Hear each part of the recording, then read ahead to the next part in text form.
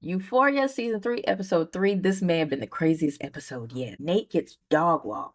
Cassie realizes she may have made a big mistake by marrying his broke ass. Maddie's still in her feelings. Rue is a professional gun salesman now. Jules is a professional hoe. And RIP to the pig and the parrot paladin. So much to unpack. Walk with me.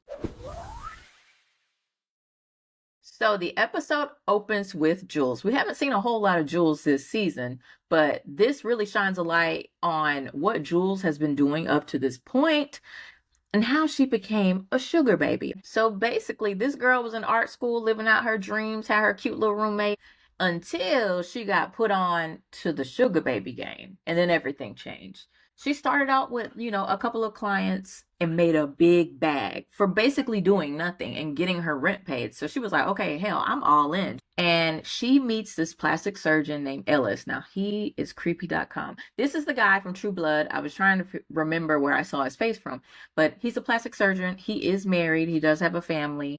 They show this dinner scene with Jules and him kind of talking about it. Jules is talking very openly about, when she transitioned. Obviously, he's a surgeon, so I guess he's interested in these things. So he asked her about it.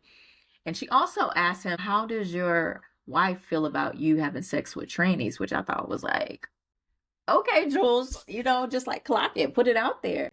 I'm sure the wife doesn't know, which a lot of women probably don't know if their husbands are into this kind of thing. Not saying there's anything wrong with it. I'm just saying if you married, be honest with your wife. Probably the most disturbing part of all of that was when Ellis takes Jules home. All of her clients have weird fetishes. Like there was the one guy, his only fetish was like stockings or whatever, nylons or whatever. And this plastic surgeon, his fetish is mummification. Is that not the biggest red flag?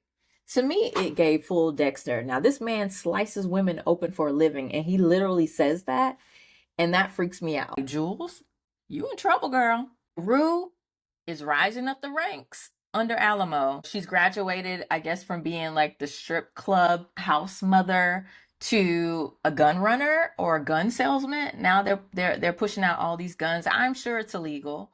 Alamo had a very interesting take about things that were illegal and things that were legit.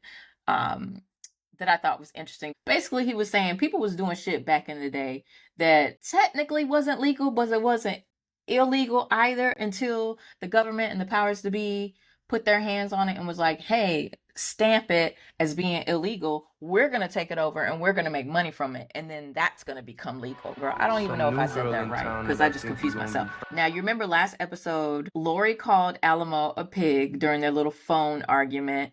And the white guy hit him with the hard R, but the thing that pissed Alamo off the most was being called a pig. So then in retaliation, he put like this huge pig in Lori's house. So in retribution, Lori did the same thing into his strip club, literally in the middle of the strip club. Alamo shoots the damn pig. I don't know if that was the smartest of choices, but poor pig. Like, pig was just going for happy hour and to see some TNA and got popped and sprayed a stripper. So now Alamo wants to know, how can I take this bitch out? What can I do to Lori to break her down and really break her heart? Rue reveals that, Lori has a parrot named Paladin. She loves that thing. So boom, Alamo's cooking up a plan to take the parrot Paladin out to really, really stick it to Lori. Nate and Cassie's wedding. I didn't think they were going to make it down the aisle, to be honest with you. I really didn't, but they did. Obviously, Nate paid the 50 grand for the extravagant flowers that Cassie wanted. Honestly, no tea, no shade. Cassie got taste because that wedding was beautiful. Those flower arrangements were gorgeous. I don't know if they were worth 50K. I think my cousin Pookie could have pulled it together for less. But I'm saying, if you got the money, but Nate don't have the money. Nate owes so many people money, including Nas. He owes him like 600 grand. They have the wedding. It's beautiful. They're at the reception and shit pops off. Now, mind you, before they got married, both Nate and Cassie were having cold feet. Nate was literally in the bathroom throwing up. Cassie was kind of feeling the same way, but they went through with it. And I don't really know how to put this into words, so this might not make much sense, not sure. But to me, This whole wedding experience highlighted what people see on the outside as far as Nate and Cassie's relationship is. It's portrayed to be this all-American, picture perfect couple, right? On the outside, but in the inside, internally, it's toxic as hell. And that dichotomy and the juxtaposition between the two played out through the whole wedding experience. So during the reception, Nas pulls up uninvited and is talking big shit to Nate and was like, "Wow, this is a beautiful wedding. Wow, what is that lobster? What are those flowers? What is this? You're spending a lot of money considering you owe me $600,000." And he really makes a scene of it. This is the first time Cassie is hearing this, so Cassie is freaked out because Nas essentially threatens him and makes him tell him, like, when are you gonna have my money? It's one thing that you didn't invite me to this shit, but you're also spending my money on this shit. From there going forward throughout the whole wedding, Cassie was miserable. She was on the verge of tears. And look, say what you want to say about Sydney Sweeney, but that girl can act.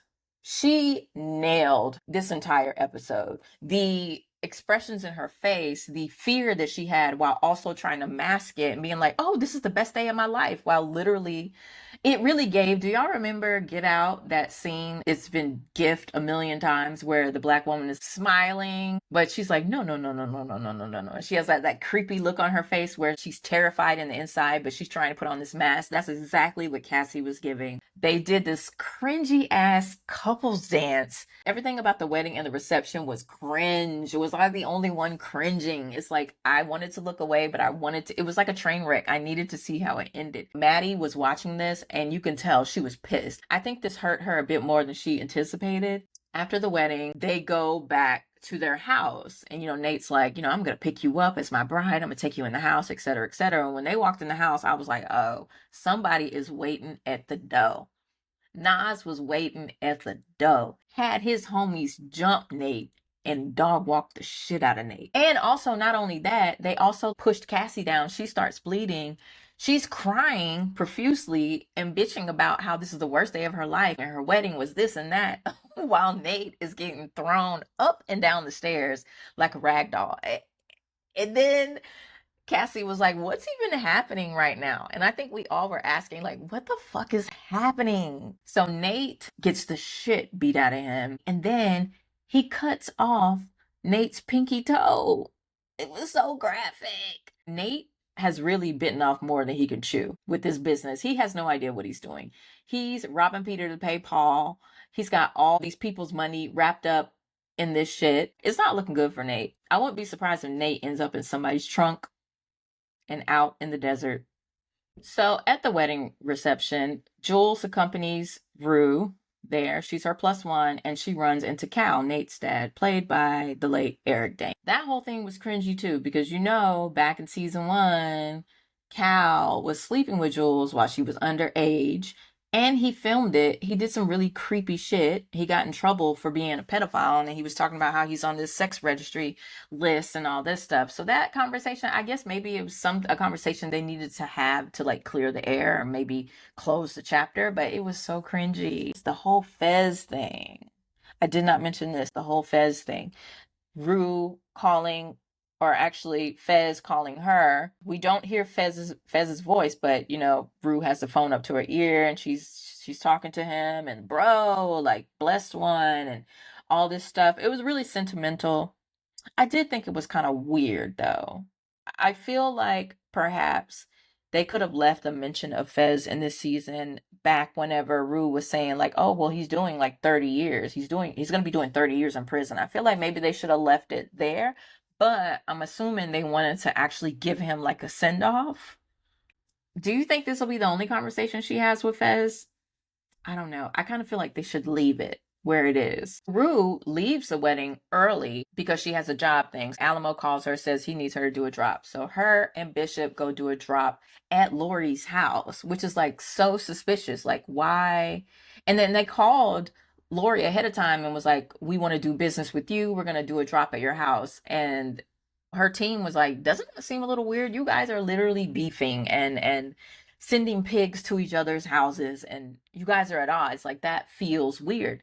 So Rue and Bishop show up there. They strip him of all his guns. Lori is there and her squad is there. And the whole purpose of them doing this drop, which I feel like Rue didn't know about this, was to kill Lori's bird, Paladin. And he succeeds at that. He slips something in the little water bowl.